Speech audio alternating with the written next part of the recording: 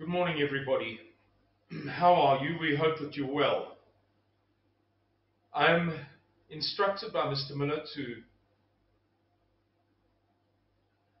do a follow-up video on the coronavirus.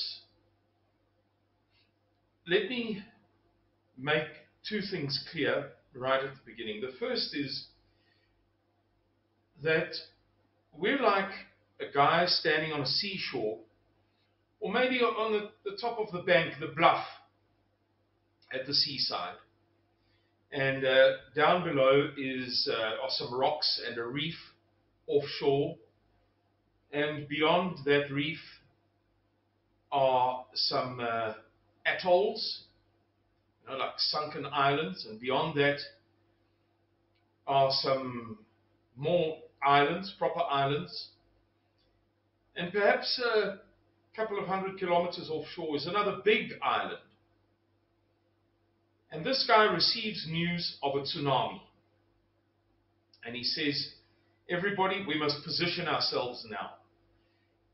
He's not saying that he knows what's going to happen. The tsunami could hit the first big island and fritter out.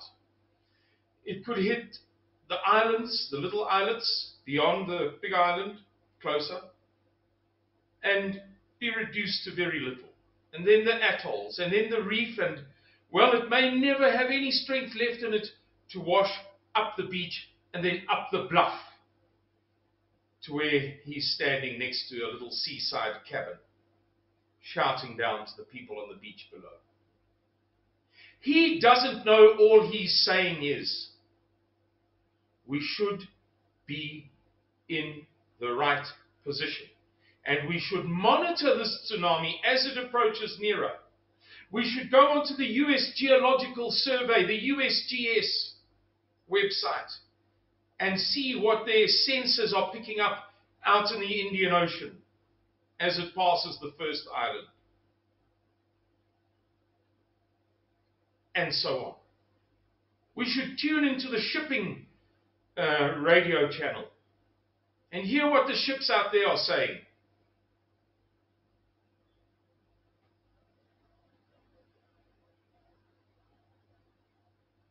The second thing.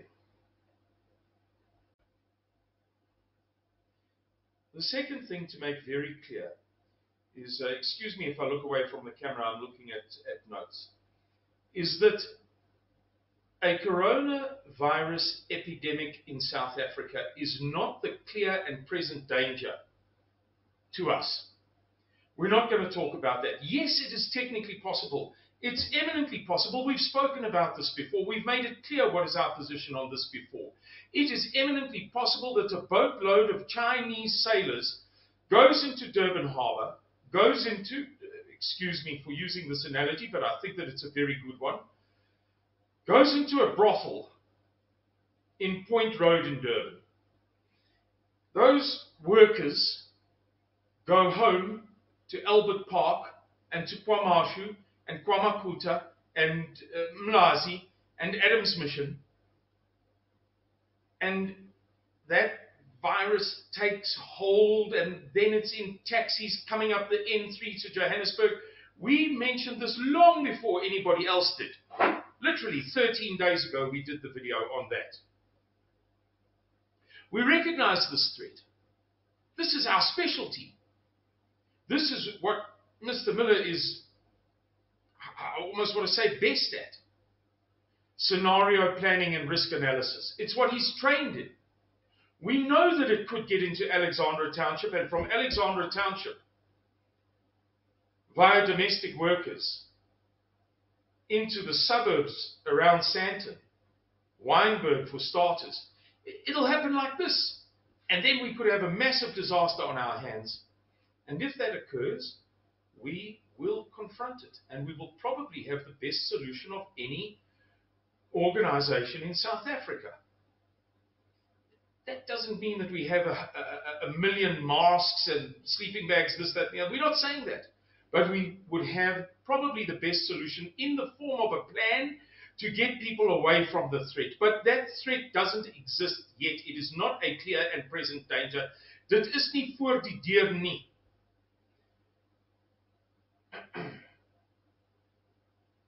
And we won't address it now because it might sow panic. Can you imagine if we have 5,000 people come down to the Northern Cape, to the Boer Karoo, to the Orange River? There's no food for them. We can't ask farmers to provide food for free now. We can in a time of crisis, and they will. But not now. We don't have places on farms for people now. So we don't want to cause panic by addressing the wrong issue. All right. The real coronavirus threat to South Africa. The thing that people are not talking about as much as they should be is to the South African economy. Those of you in business may know that there are different types of profit. There's trading profit. There's operating profit. There's gross profit, net profit before tax, net profit after tax, attributable earnings, and so on.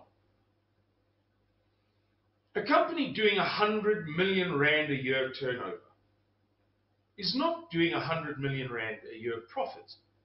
It may be that at the end of the year, the sole owner of this profitable company, after paying tax and after paying back loans and so on and so forth, only makes, in terms of hard money in his hand, real, actual, genuine profit, 1 million rand. Now, in the same way, we're going to chat to you about the threat to South Africa's economy, and we want you to understand, please. Mr. Miller wants you to understand that in order for South Africa's economy to be bankrupt or badly damaged, to be devastated, just like a healthy, profitable business of 100 million rand turnover only needs to lose, say, 3, 4, 5, or 6 for it to be completely bankrupt. For the entire 100 million rand business to go out of business. In the same way,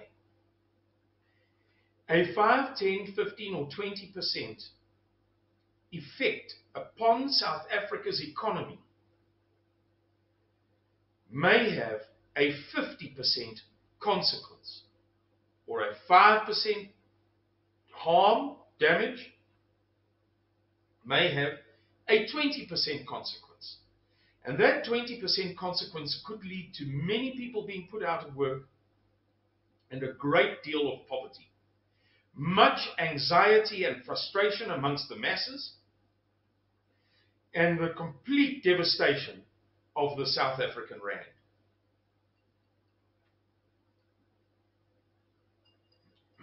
Excuse me, I'm going to crunch this ice. I have to.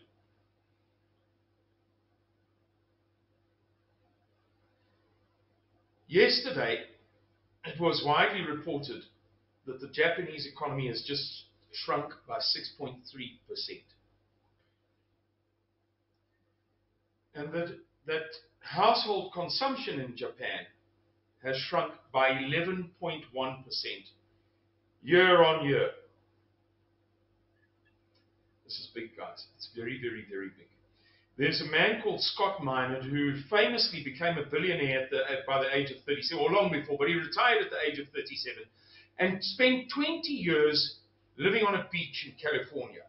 He got tired after 20 years of looking at the waves, and he went back to work. He opened up a new company called Guggenheim Partners, and now he's a billionaire all over again, many times over. His personal wealth now, from scratch again, is something like $4 or $5 billion. He's a clever man. He knows what he's doing. He was interviewed by one of the mainstream media the other day, and these guys, you know the mainstream media, they don't like the truth. Anything but the truth. They can handle anything as long as it's not the truth. And he said to them that he expects the Chinese economy to shrink by 12%. To go from, in December, a 6% year-on-year GDP growth increase to, in January, February, and possibly into March and onwards, oops, let's just get rid of this phone, minus 6%. a shrinking of 12%. Not a shrinking of 6%, a shrinking from one day to the next, as it were, of 12%. Guys, these are numbers for those of you who understand business and economics and finance and maths that are phenomenal. They're beyond phenomenal. There's a guy called Canadian Prepper. I don't know if you've ever watched any of his stuff. He did a video last week where he went onto a website, various websites that sell preparations for, crisis, zombie apocalypse, tsunami, whatever you like. And most of the items that he looked for were sold out. And you'll see in that video that it's the higher end items that surprisingly are sold out. In other words, it's wealthy people who are buying these things. I spoke to a gentleman, very successful gentleman in the USA yesterday, and he said the rumors are spreading like wildfire of wealthy people taking time off work and going to spend a week at their getaway, guys who are prepared for a crisis. He said the length and the breadth of the country, wealthy people, they're not everybody, not all of the time, but I can't verify it. All I can tell you is that the source is immaculate. He's never been anything but a brilliant source of intelligence to say this. I know of one guy, I know him, or not know of him, I know him personally, whose family, he and his father and his cousin and his uncle, I think, 3 or 4 of them, have bought up something like 34,000 rounds of ammunition in the past few days. Not because they think there's going to be a coronavirus in the USA, although they recognize that there is a possibility of, a true epidemic that threatens them. They live in fairly rural areas. But because the economic threat is massive. It's absolutely huge. I want to recap a couple of things with you guys. And then I'm going to move on. But first I want to lay a bit of a groundwork to remind you of what this thing is all about. The coronavirus was patented. This coronavirus was patented 4 years ago. It was designed and constructed. It is artificial. In the deoxyribonucleic acid string, the DNA string, the genome, you can look this up. There are lots of very good articles on it, including an interview with an Israeli epidemiology or virology expert. He used to work for Mossad or something. I don't remember the exact details. Providing precise and accurate information. In the DNA string, in the genome, the middle portion of the genes is not from the coronavirus. It was split, and then this middle portion, I'm going to tell you about it now, was spliced into. So the middle third is the portion of the HIV virus, the portion of the DNA string, the genome, the portion of the sequence of genes in HIV that suppresses the human immune system. Not opinion, not crazy, wild, fake news, right-wing hysteria, what. Fact. You can go and look it up. It's been the reports have been suppressed, but they are widely reported. So you can find that. Right, so this patented thing, designed and developed in the USA, was given to a laboratory in Canada for research for what, I don't know. They bought it, they rented it, it was given for free, I don't know, but the same item is now known and well understood to have gone to a laboratory in Canada where it was pinched by a Chinese woman professor and her husband. They were then tracked back to Wuhan, where China possesses its only two P4 laboratories. And P4 laboratories, really, they're as much about biological warfare as anything else. You can say whatever you like. The reality is that in a country like China, you don't have only two P4 laboratories and reserve them purely for benevolent and altruistic purposes. Real life doesn't work like that.